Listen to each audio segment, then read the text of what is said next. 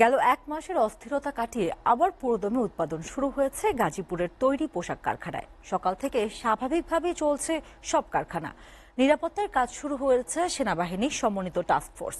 কারখানা মালিক ও বিজিএমই নেতারা বলছেন, কারখানা নিরাপত্তা নিশ্চিত হলে পোশাক খাতকে ১ নম্বর অবস্থানে এগিয়ে নিতে চান তারা। প্রতিনিধিদের পাঠানো তথ্য ও ছবিতে টেক্সট প্রতিবেদন। শিল্প অধ্যুষিত গাজীপুরের তৈরি পোশাক সহ বিভিন্ন কারখানায় চলছে উৎপাদন। বিভিন্ন ইউনিটে কাজ করছেন শ্রমিকরা।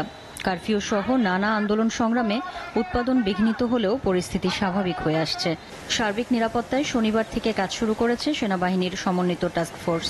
সেনাবাহিনীর কর্নেল আবু মোহাম্মদ মহিউদ্দিনের নেতৃত্বে গঠিত টাস্কফোর্স গাজীপুর, আশুলিয়া সহ বিভিন্ন এলাকায় নিরাপত্তায় কাজ করছে। কারখানা মালিকরা জানান, গাজীপুর সহ অন্যান্য শিল্প এলাকায় শতভাগ কারখানা চালু করা হয়েছে। এতে শ্রমিকদের উপস্থিতি প্রায় শতভাগ। শিল্প কারখানা নিরাপত্তা নিশ্চিতে সেনাবাহিনী টাস্কফোর্স সেল গঠন করা হয়েছে। সেনা সদস্যদের ব্যাপক টহলের মাধ্যমে নিরাপত্তা জোরদার করা হয়েছে।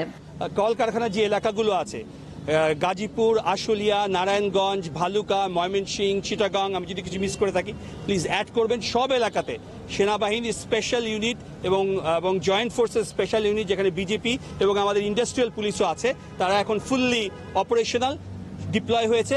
কারখানা মালিকরা বলেছেন, মালিক ও শ্রমিক ভাইয়েরা দেশের জন্য কাজ করছে।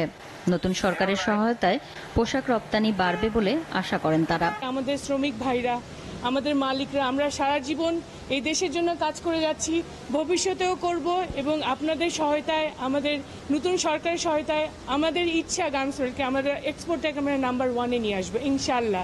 শিল্প পুলিশের দেয়া হিসেবে গাজীপুরে ২,০০০-এর বেশি তৈরি পোশাক কারখানা রয়েছে।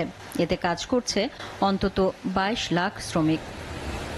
SATV news desk.